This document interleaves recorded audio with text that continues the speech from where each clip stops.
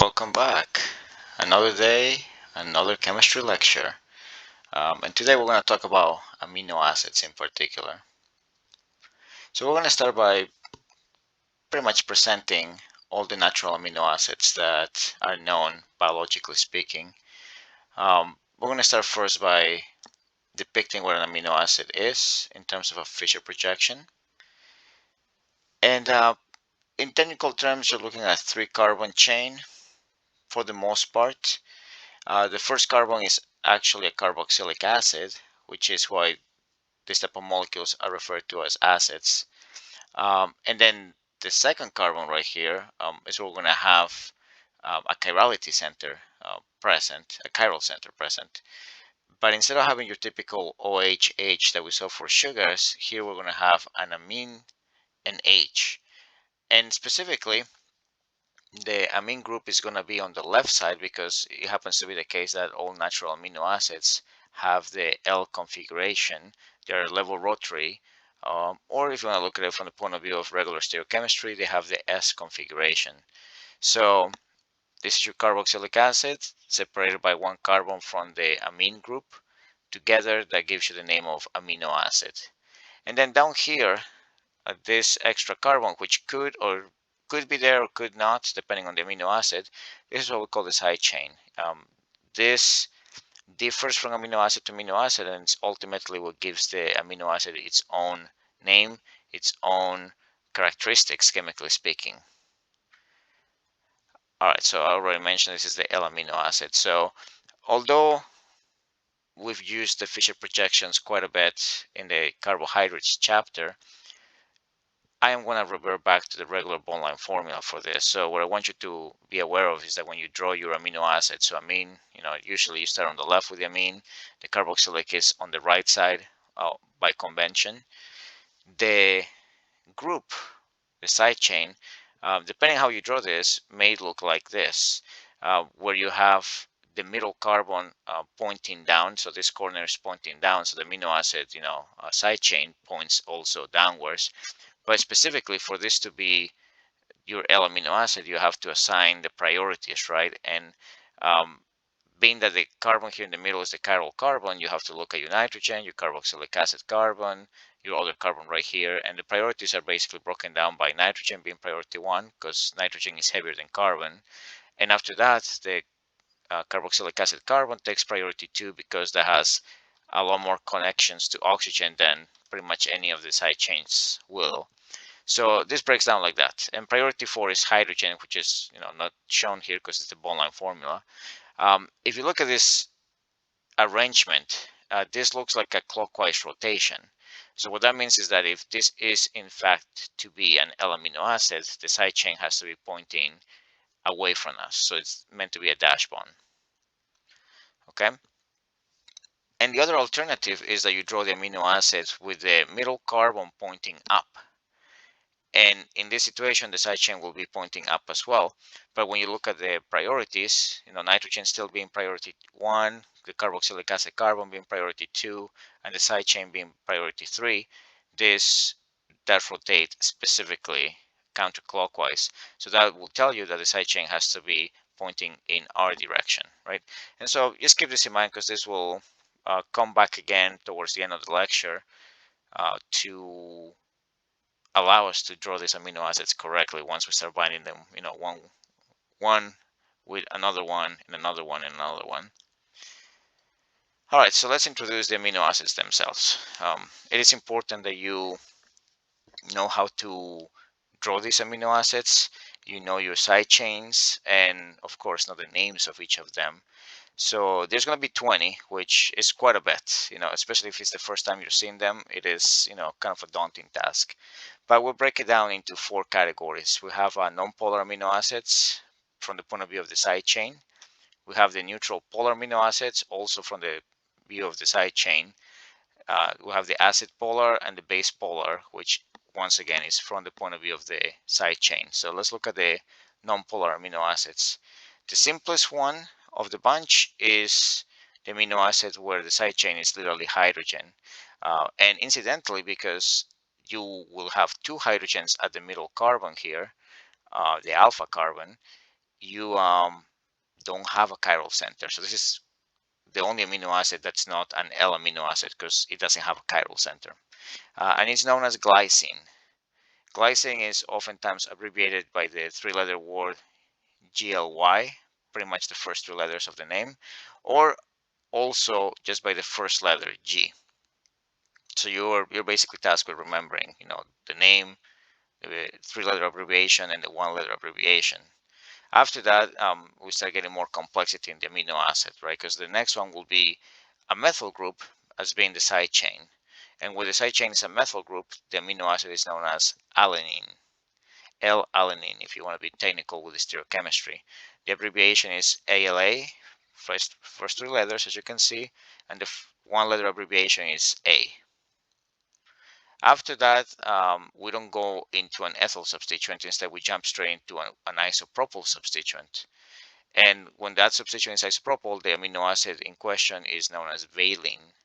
The three-letter abbreviation being VAL and the one-letter abbreviation being V. So as you can see, it's kind of a repeat, for the most part. So if you remember the, regular name, you got the abbreviations locked down for these three. But there'll be a few situations pretty soon that you'll see this is going to change. Okay, so the next amino acid, the side chain is an isobutyl group, and this is known as leucine. Leucine, once again, the three-letter abbreviation is the three letters of the name. The one-letter abbreviation is the first letter of the name. Changing from isobutyl to sec-butyl as the side chain changes the name from leucine to isoleucine. And the abbreviation is a little bit different, so it's not the first two letters, but rather ILE, to emphasize that this is isoleucine. However, the one-letter abbreviation is just I. Okay? At that point, here's where the side chains start getting a little more convoluted, because now we have a benzyl group as a side chain, and as a result of that, we call this phenylalanine, right? If we get rid of the phenyl group right here, we will be left over with a methyl group, which gives you alanine. So altogether, this is known as phenylalanine.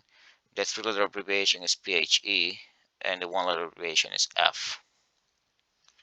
All right, moving on. We have one out of two amino acid constituents that have sulfur as the side chain. So this one has two carbons, then a sulfur, and then we have a methyl capping off that sulfur. So this is what we call a thioether. The name of the amino acid is methionine. The three-letter abbreviation is the first three letters of the name, and the one-letter abbreviation is just the first letter of the name.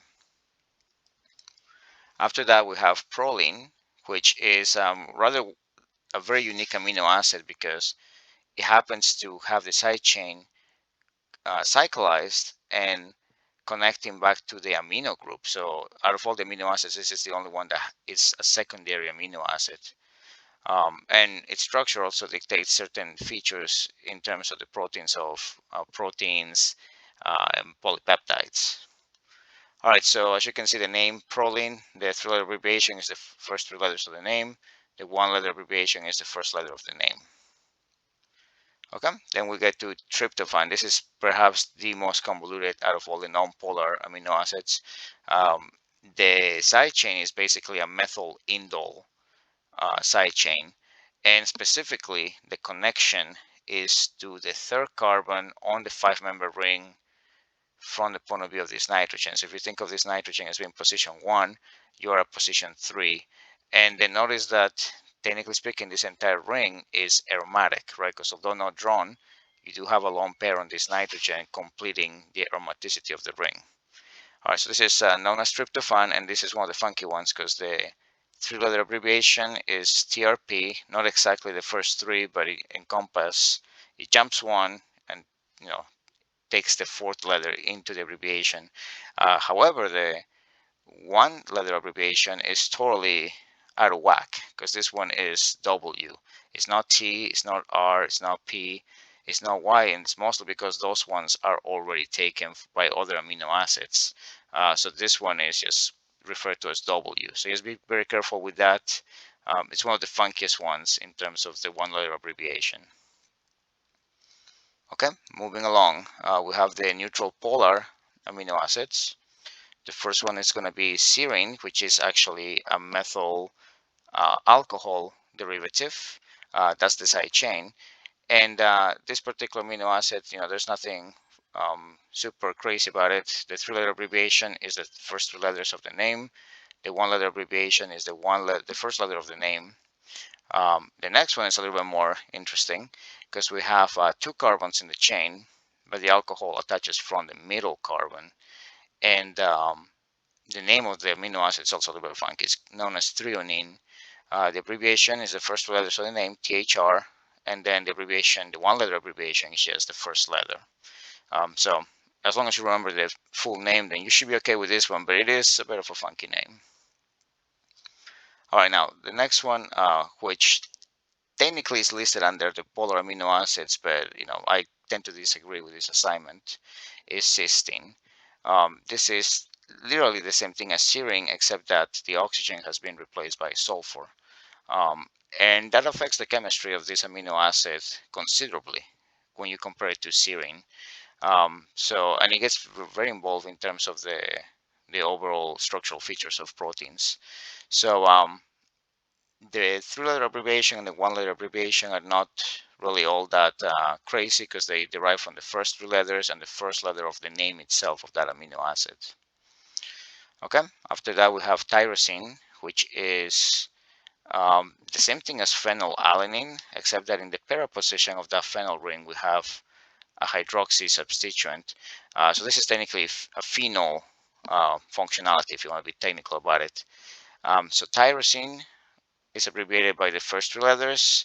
However, the 1-letter abbreviation is the second letter of the name, and the reason for that is because T has already been taken by threonine, so you can use it twice, right? So we go with the second letter for this one, so just be careful with that. Okay, after that we get into these amide side chains, where we have 1 carbon followed by the amide functional group.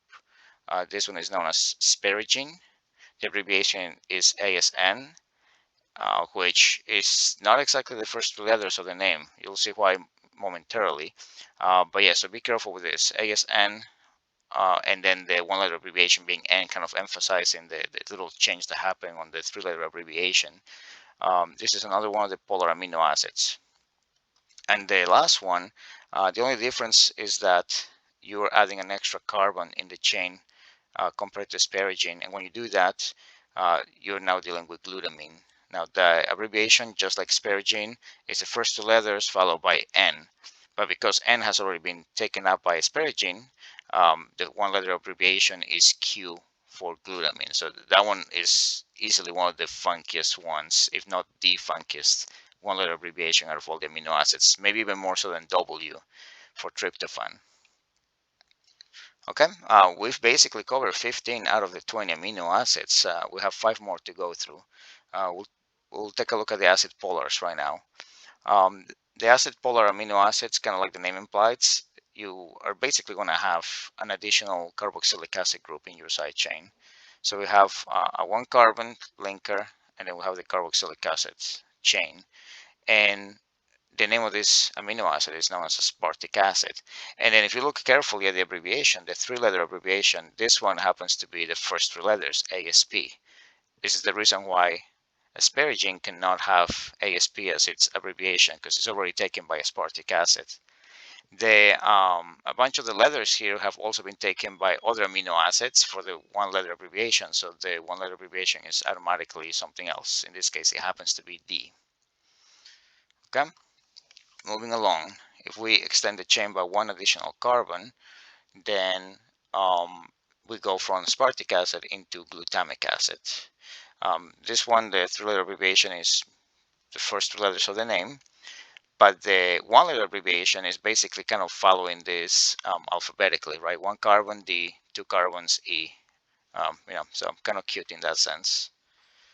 All right, the last bet is the base polar amino acids, where we have some of the funkier ones in terms of structural features present.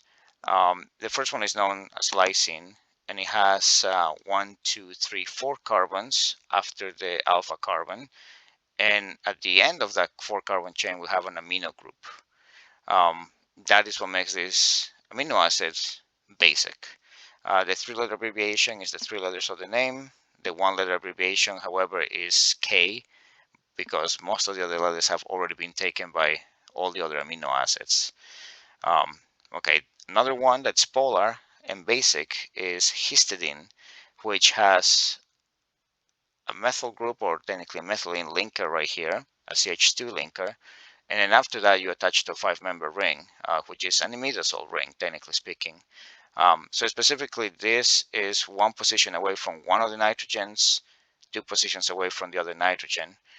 One of the nitrogens, the one I'm circling, around, happens to have its lone pair locked in the aromatic ring, which is consistent with your imidazole aromaticity.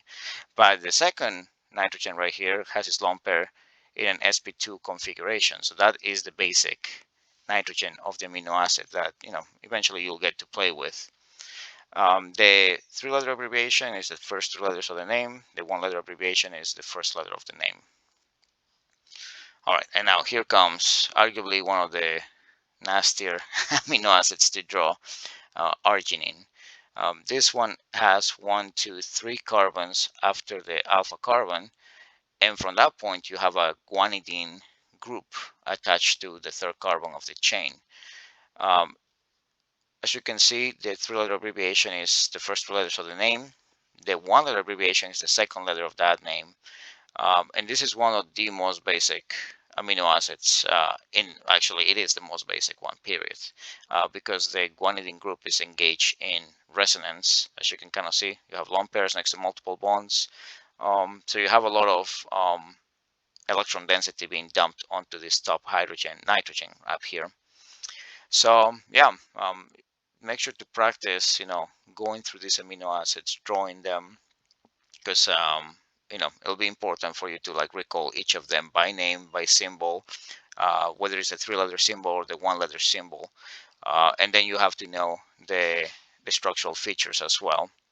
So okay, I think with that we've basically finished with that introduction. So in the next video we're gonna go into the actual features associated with the acid-base properties of these particular molecules. So catch you in the next video. Bye bye.